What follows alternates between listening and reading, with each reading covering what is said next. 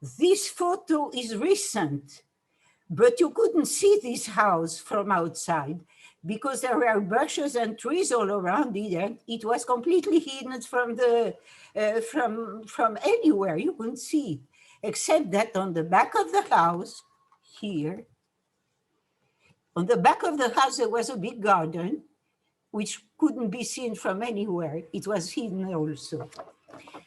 In this house, there was no water, there was no electricity, there was no gas, and we spent about 3 years, my little brothers and I, my mother, who was around all the time trying to find something to eat, and my mother was a pianist, and she had to work in agriculture there to help and get some food and meat and so forth.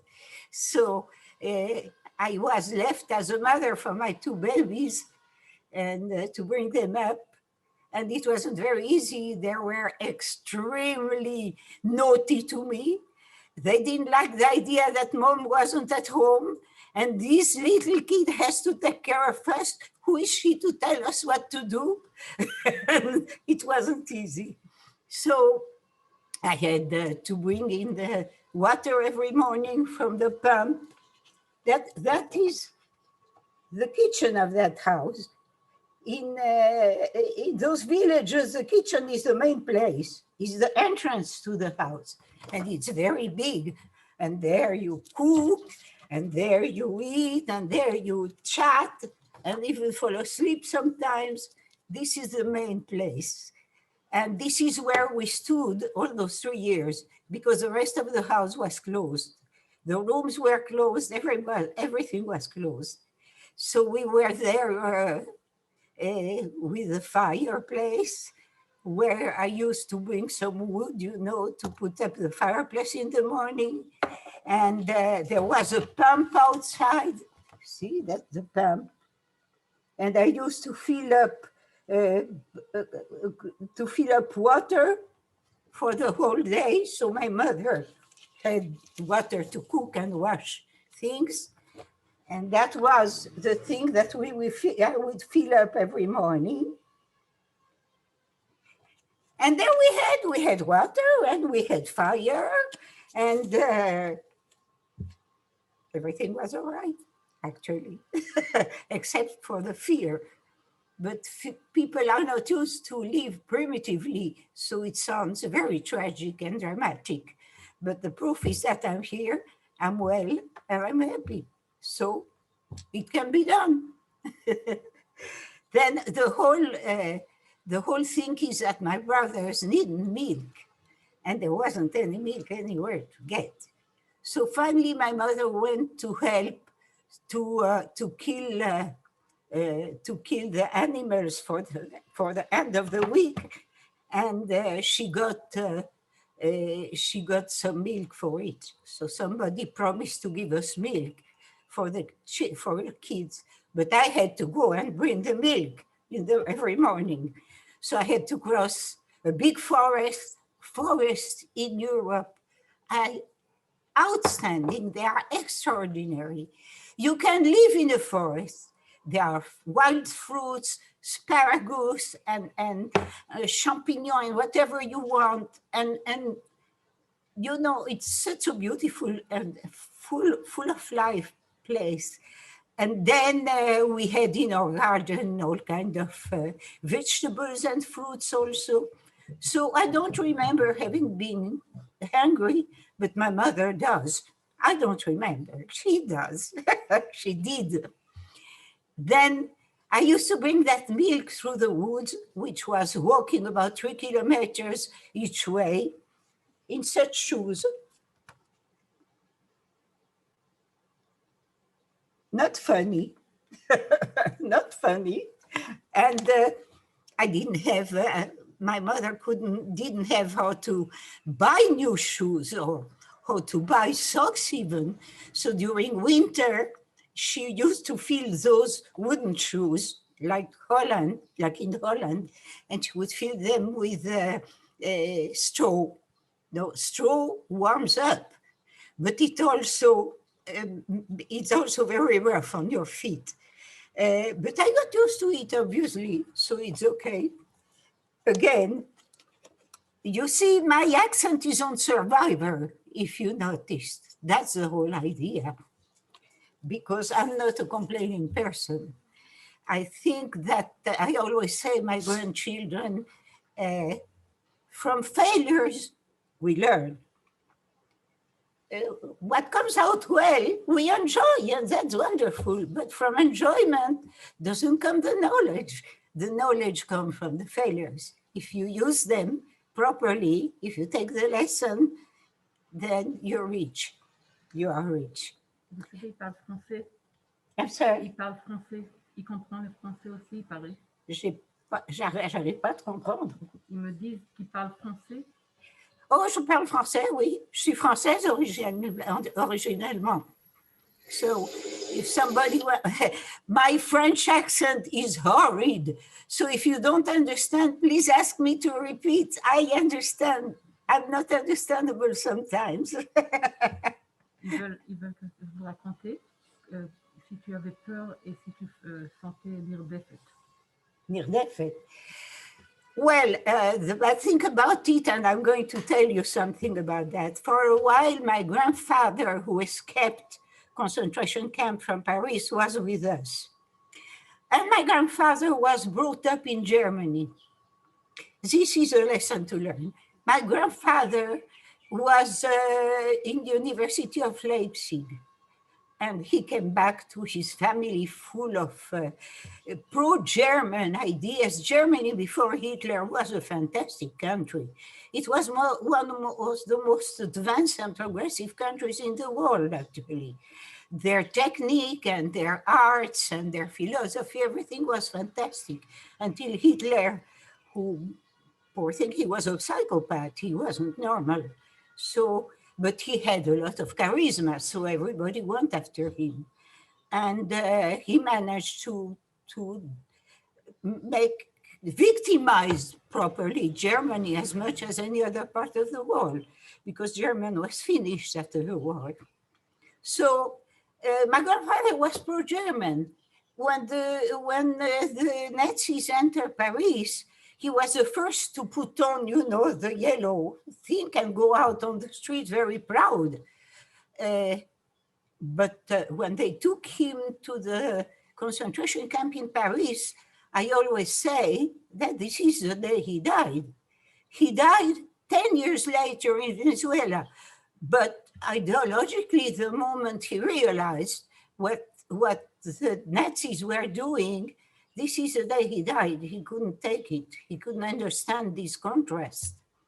No, he was with us, hidden in this little kitchen, in the big kitchen, and he was every day on a radio like this, listening to Radio London. It was forbidden, of course. He wanted to hear the call.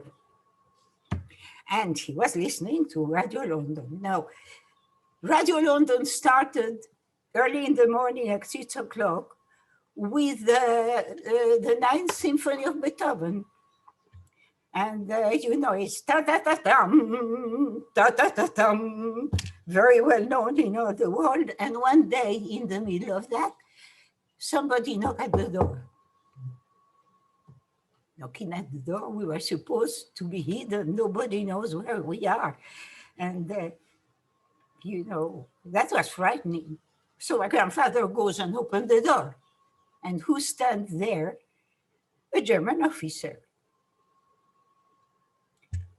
And he says, yes, in perfect German. Yes, what can we do for you? And the German officer says, I didn't expect cultivated people to be in that place, but I hear that you are listening to Beethoven. So I imagine that you know about us a lot and you know the good things about us. I'm happy to meet you. So my grandfather said, oh, of course. I was a student in Leipzig University, and I learned all about your cultivated people and so forth. And listen, do you want to come in and have some coffee? And the German officer says, listen, I'm just passing by to gather some food for my people, and I'm on duty, I cannot go in, but I'll be listening from outside until we go. And I thank you very much for the invitation. So my grandfather closed the door and fainted. That was that, he fainted. But the following day, we packed him up somewhere else because we were very much afraid to be discovered. So he went in hiding somewhere else, and we were alone again in that place. I must say that, you know, I don't know how to complain and cry. I've done that enough, and I don't know how to do it anymore. So I'm saying all these things, you know, in a joking way because I've made it a joke. It's over. It's a joke. It's past. But at the moment you go through those things, they hit somewhere. They do. They probably leave scars in all of us. My scars obviously are not very, very deep because I overcame them. And I wish and I hope that all the people who went through the war uh, overcome it the way I did, because this is the only way to call life living. Otherwise, you can't be crying and suffering till the day you die. It's not a way to live. I don't believe in that. So, as I told you, I had to cross forests. Now, in the forest, there were also other people who were hiding in the forest, and they were not Jews. Maybe you will understand who I'm talking about. Bohemians.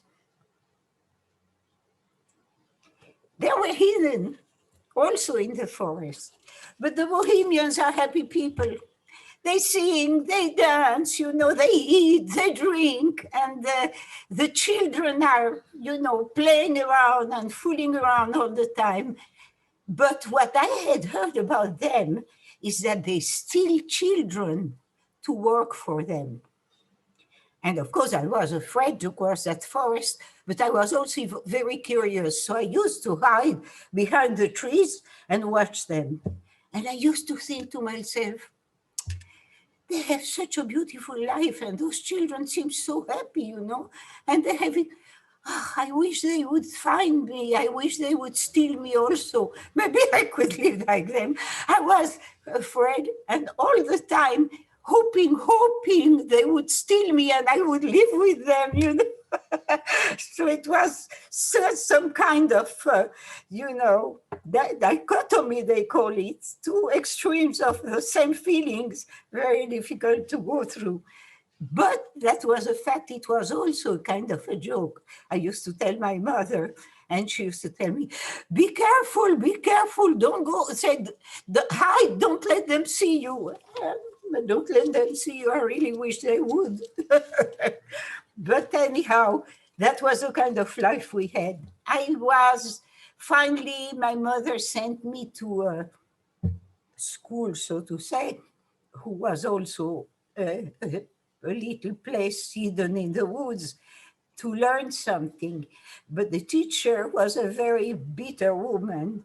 She was, you know, a nun who was retired. She had been thrown out of her place, and she was retired, and she was hidden in the woods and put up a little school, you know, so to say. But she was very bitter, and especially with the Jews. So she did make my life very easily. And all the children in the school were really bad with me. Of course, I didn't complain because, you know, there is something when you understand what responsibility is very early, then you understand that every complaint that you give makes you irresponsible. It makes somebody else responsible. Help me, do something for me, because I can't make it. So from very early, I did refrain to complain to my mother. She had enough to do without that. So I went through all these winters, you know, studying outside because she didn't want me inside, that teacher. So she used to keep me outside in the cold all the hours of studying. And I used to come back at home crying. And my mother used to say, "What did you do again?" "You've been punished again." I said, "Yes, I've been punished again."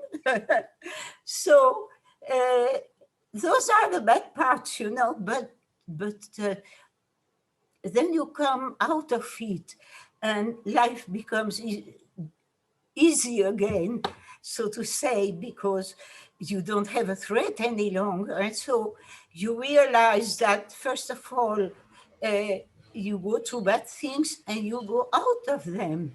It's like a tunnel. There is an entrance. There is also a place to go out from it. So it becomes natural that you will survive, even if it's not always true. I had another little story that we went to visit before we went to Auvergne, on our way to Auvergne. We went to visit my grandmother on my father's side, and she wasn't Jewish. And but there were German troops in the little village where she lived. So from the window of her house, she used to have a view of a little cafe, a little bar just in front. And every morning there was a German officer sitting there in that bar, having his croissant and cafe and doing his peppers and so forth. But I didn't have friends there, so I used to go down from the apartment and, you know, have fun in the street, hiding behind the apartments and go into the street and have fun all on my own. One day that German officer saw me and he called me. So I'm not worried, I don't have reasons to be worried. I go and he sits me on his lap and he starts telling me in very good French. He asked for hot cocoa for me, and he shows me a picture of his daughter, who was about the same age than me, and tell me about his family life and so on. So, of course, he didn't suspect I was Jewish because I was, outside playing. I wasn't hiding. And I became very friendly with him, and I liked him very much, like a good daddy, so forth. My daddy wasn't around. All of a sudden, one day, my grandmother see me from a window, and she calls me, say, "Honey, come for lunch. The meat is ready." And I say, "Okay, thank you. Bye-bye," and so forth. And I go up, and I find her in tears, frightened as can be, and threaten me and tell me, "Don't ever do that again. You can't sit on this officer's lap." I say, "But grandmother, why? He has a little kid like me, and he likes children." I couldn't understand what was going on. Ils veulent demander des questions. Uh, Ils veulent demander des questions. yeah. Il veut demander des questions. On a besoin. I can't hear you. The students want to ask questions. Ah, okay. What question? He did. The question is for the students that the German couldn't know I was Jew. He couldn't know, first of all, because there were no Jews in that place. And second, because I wasn't hidden. I wasn't frightened. I was like any other child, around, just playing around on my own. So he didn't suspect anything. But one thing I can tell you for sure, if that father, that German officer, would have known that I'm a Jew, I wouldn't be here today.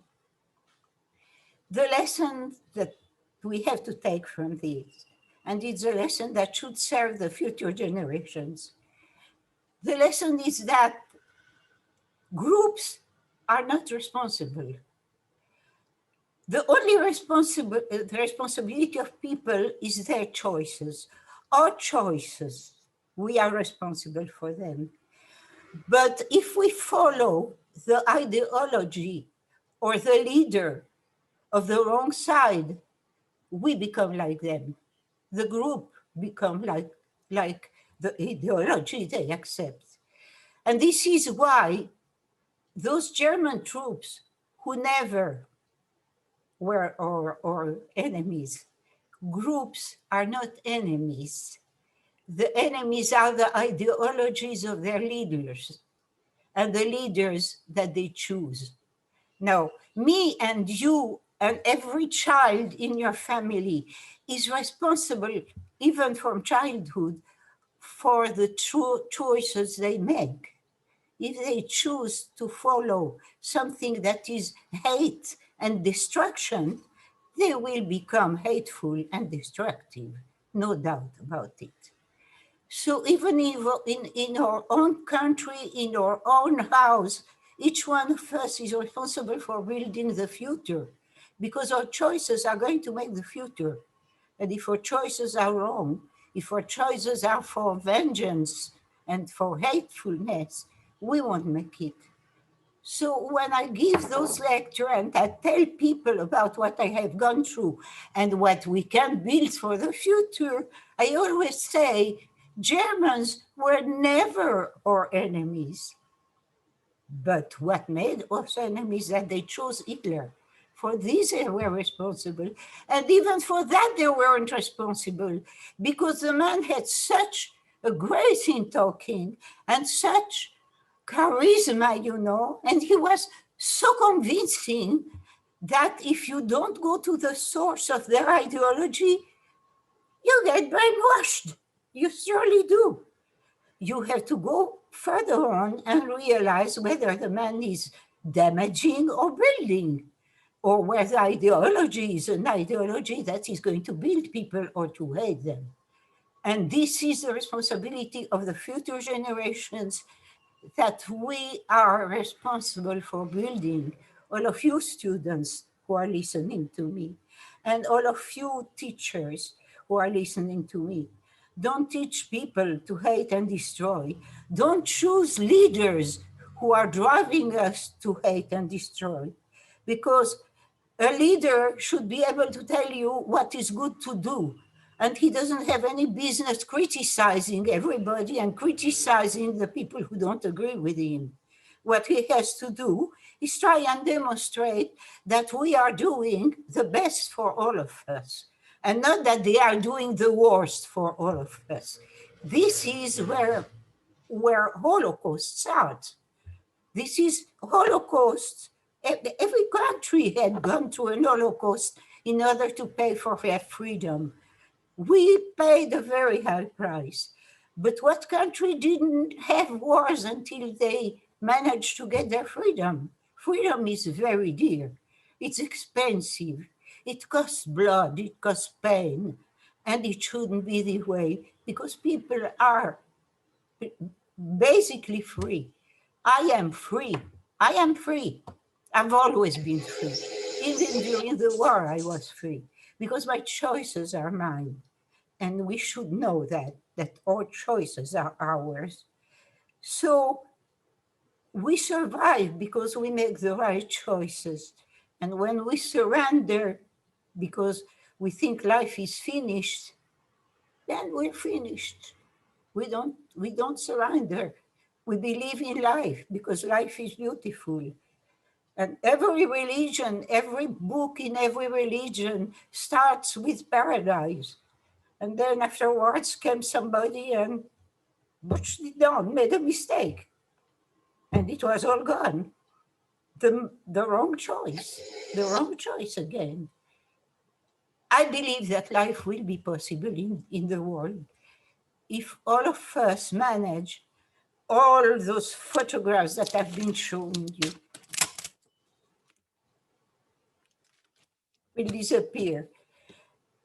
Our memory will stay, because the lesson has to be learned. But the lesson has to be, in order for this not to happen anymore, we have to believe in each other and believe that the good thing is to do good, to love people. And if somebody around comes and tell us, this one, he only harms you, and this one, his ideology is better, you're going to die if you follow him. This guy is disseminated the hate that you have to refuse. This is not the guy you have to give the power to. This is the guy that is helping all of our civilization to go down, because all civilization finish exactly this way. If you learn history, you'll find out that Neron did it, and Attila did it, and they all did it. They all did it. They came, they preached you beautiful things in a very charismatic way. You followed, civilization gone. Next generation should not. Absolutely right. Thank you very much. I think the words of everyone needs to understand that this is their own choice as a child, as a parent, as a teacher, as a human, to choose what is the person that's doing the best for humanity and for you. I do thank you very much, Marianne. I think there are a few students that would like to ask you a few questions, if possible. Okay, I will, if I don't understand or I don't hear well, I will ask you either to tell me or to write to me. Thank you. I'm listening. Okay, does anybody have questions for Ms. Soher? Okay, Hila, tell me. Okay, I've got a question. So, what was in you that made you kind of decide to Just move a on? second. Marianne, can you put on mute when you hear the questions? Just put on mute because we're double and echoing. If Voilà, elle. Okay. Okay, so I'll ask my question. All right, what was it like? Was there ever a time in your life where you kind of looked back, with kind of like hatred against the Germans maybe, and like if you did, what made you decide to move on?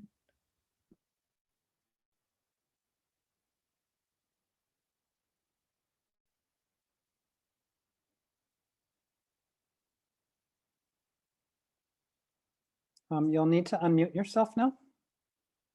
You'll need to unmute. I don't have that power. You have to unmute yourself.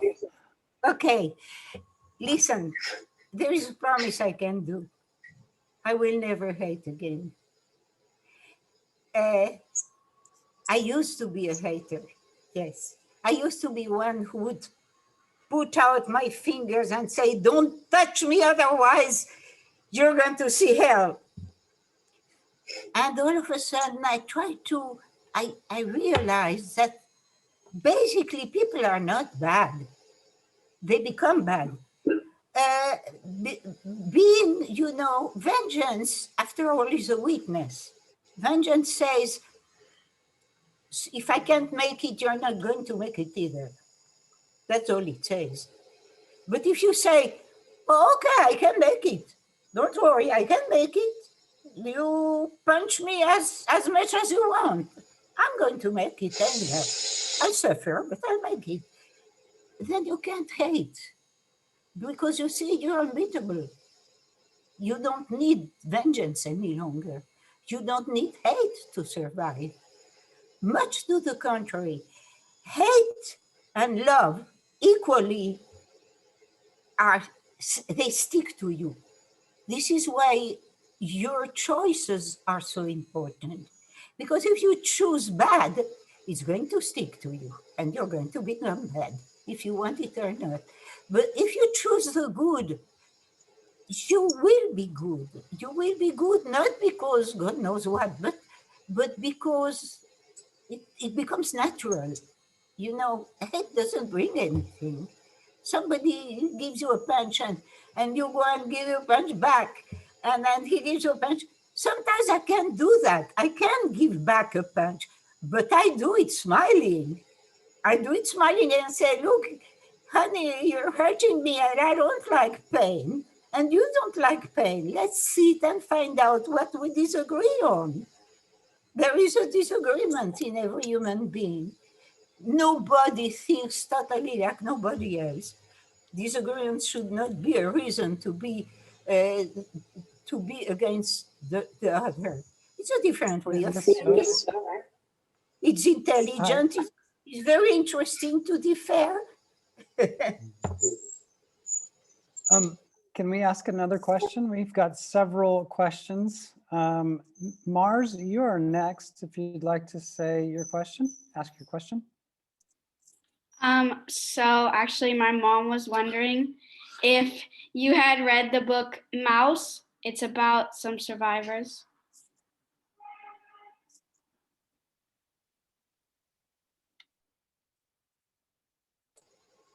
No, I didn't read it.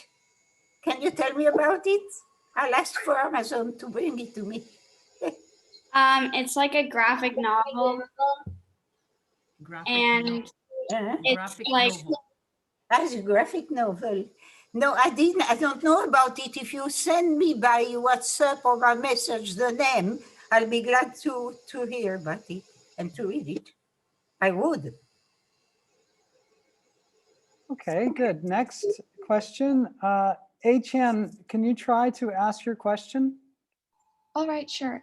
I wanted to ask if it was true whether people who were wealthier during the Holocaust had a better chance to survive because they had more items to trade.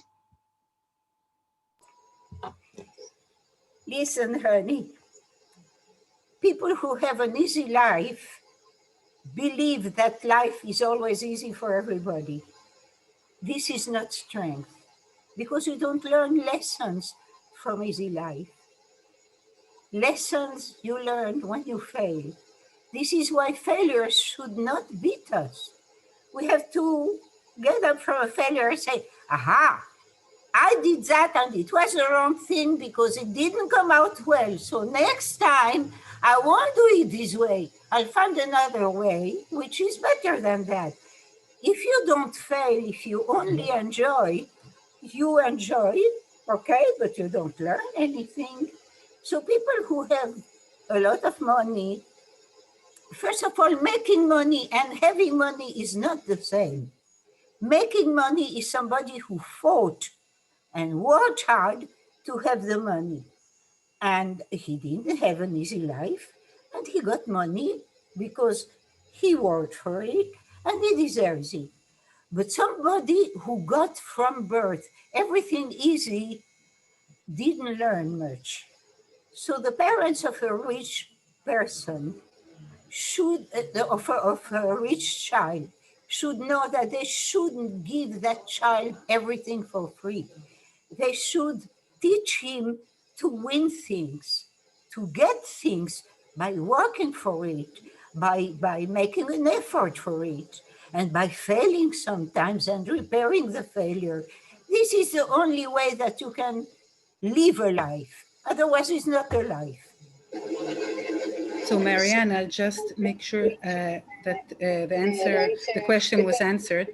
Do you think that rich people during the war, during the Holocaust, had more chances to survive by selling their items, or they had the same opportunities as the poor one? Correct me if this was your intention.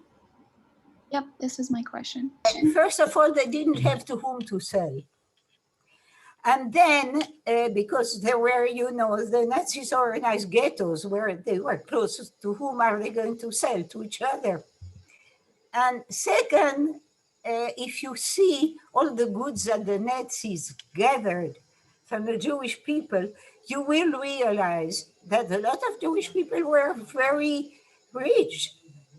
Not because, the money didn't fall out of the skies, but they did the right kind of thing to win the money. But all these riches went to the Nazis at the end. And you can see it because it's recorded in history. And there are pictures about it. And lately, people are all of a sudden recovering some of the goods because some organizations find out about it. But it never did anything to the Jews to be rich. Uh, Thank you. Thank you very much. I can also share by my grandfather's story that when his mother and his brother were taken to the concentration camp just the day before, they went and tried to save them. And the brother said that he was really hungry. And he went around and asked the villagers if they can sell him some potato, even just what they threw to the garbage. And he offered them every money that he had, and he had much money that he saved for that. No one wanted to sell. It was not a matter of how much money he had. They wouldn't take the risk of selling something for the Jews. This just saying, But again, I say that this is a lesson that should be taught to our children, because everybody says money, money, money. You look, I'm a survivor. I don't work. I don't have riches. I live in a rented little studio. My life is beautiful. I don't miss anything. I don't need anything. I have a family. I have a good food. I don't need to go to the hairdresser. I don't need to buy the lottery. I have my memories and I have my good books and I have what I do and I learn a lot, whatever I can learn. That is life. That is how to live it. Excellent. Thank you, Ms. Soher. We have another question from Mr. Palangi. Mr. Palangi, do you have a question? I do. First of all, thank you very much for coming and speaking with our students, our faculty, our families.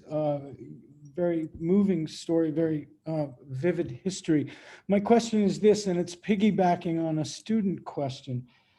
Is there a particular novelist, a poet, a particular book, nonfiction, even film that we as teachers might share with our students that you think is in order to perpetuate the memory of the Holocaust so people do not forget? Is there something that we could share with our students that they could take with them and learn more about this? Thank you. First of all, thank you for listening to me and trusting me in a certain way.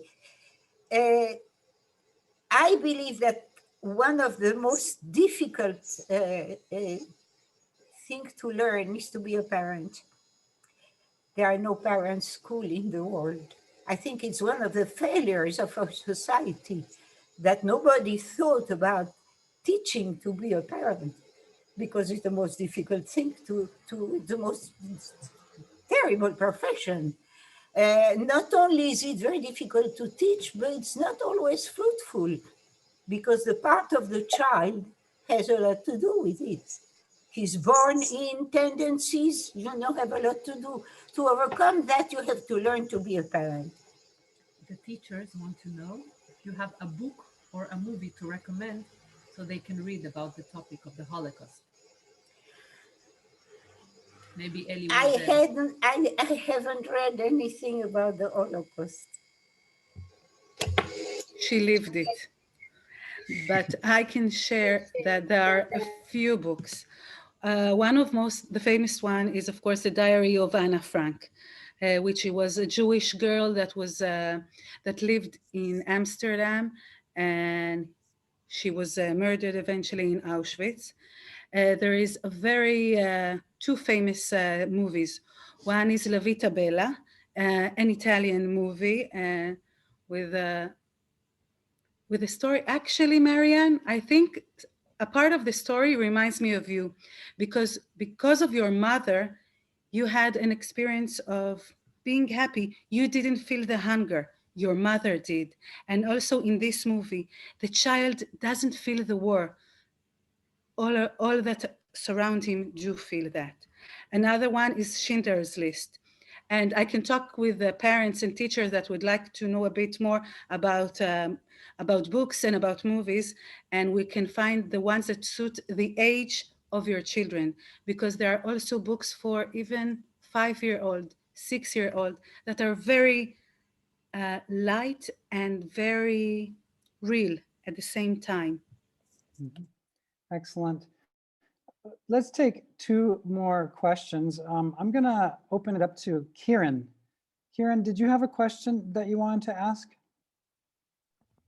I did. Thank you, Mr. Davis. Thank you so much for coming here today and sharing with us your story. As I said, it's a great honor to meet you.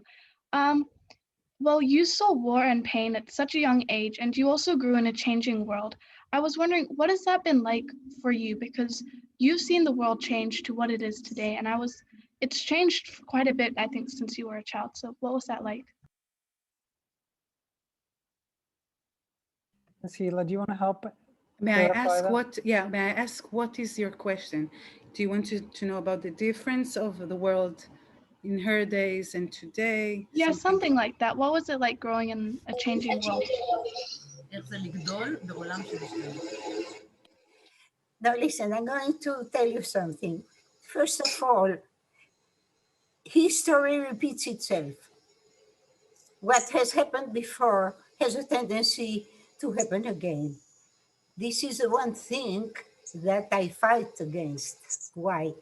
Because I do believe that life is changes. When things are changing, then there is life. When things remain the way they are, nothing moves, there is no action, there is no change, then there is no life. There is no movement. Where there is, I used to tell my grandchildren, listen, what doesn't move is dead, right? You know that. So they say, yes, of course. I say, so move. I tell them, just go and move. I change apartments, I change learnings, my life is always full of changes. But these contributes to survival. Because when you change, you leave aside the past pains. Not that you forget them, there is a mistake there. Remembering doesn't mean that you have to hash things all over again all the time. It means that you have to have the picture and to take the message from the picture and use them, and use the messages, use the lessons. This is why parents usually forget, and this is why they think I suffered enough, my children will have a good life, thinking that they are giving them the best, which isn't. Life is not easy, and it will never be, because it changes, it's movement, it's action. Otherwise, it's not life. So you have to be prepared to take all that in order to be happy, in order to know to take the good, because you don't want to suffer again. So when you have suffered, you say, okay, I suffer. What means that to have the good, I have to do this and that. And you progress, and you move, and you change. So I do believe in changes. And I had a lot of changes in my life. And you know what? I'm 87 right now. But somebody would come in and tell me, up, we're going to Thailand tomorrow morning. I say, yo, I'm ready. And I would go. Come, we're waiting for you in Myanmar. Goody, goody. The moment I can put some money aside, I promise I'll do it. Thank you. Travel light. Thank you. Okay. I think we will wrap up soon. Are there any last, we'll have one more question and then we will wrap up the evening. Anyone who would like to, you may go. Kiara, I know Kiara has been writing a couple of questions. Kiara, you may go ahead and ask your question. I had a question. So what is the happiest moment you remember during the Holocaust? For you.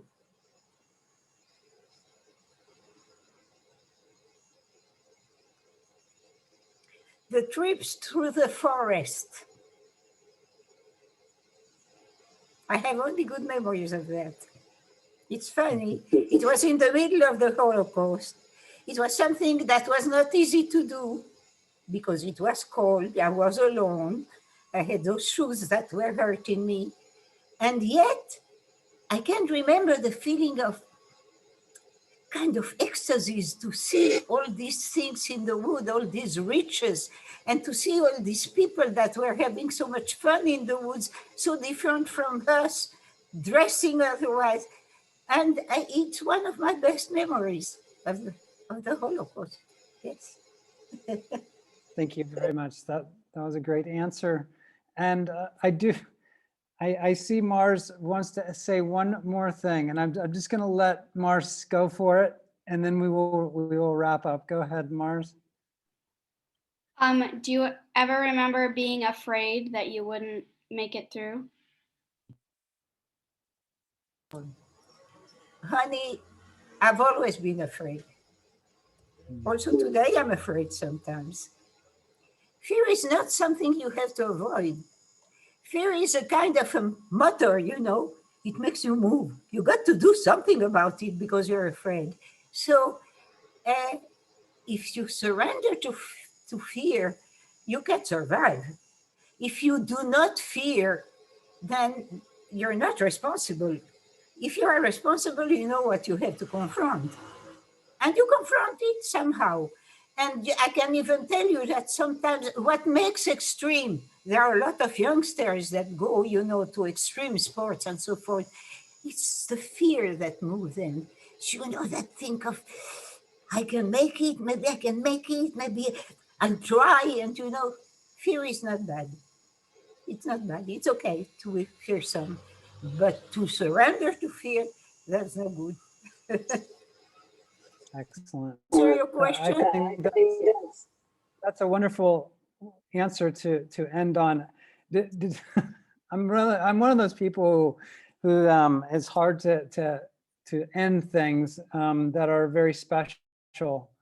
I really am enjoying this, and I want it to go on all night, really. But I do know that we will probably stop there. What I got asked in the chat box is, Miss Gila, is there any chance we can email or write or ask Marianne any questions after this is over? Is that possible?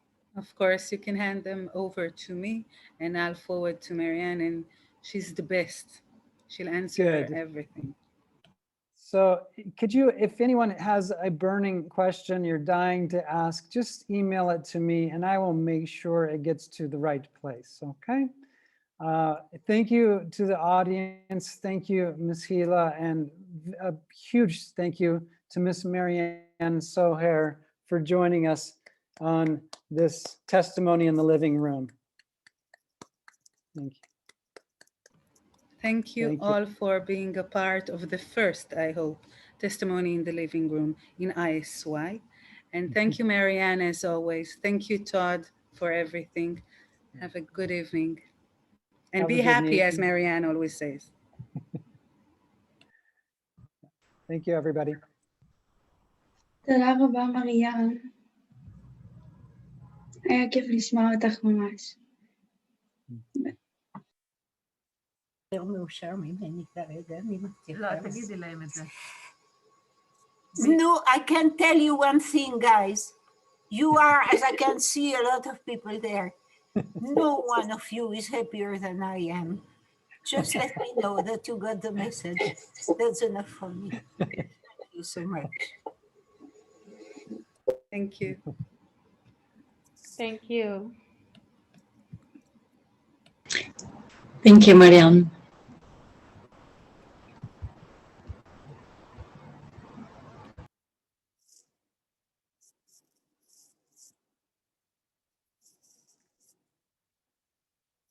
Excellent.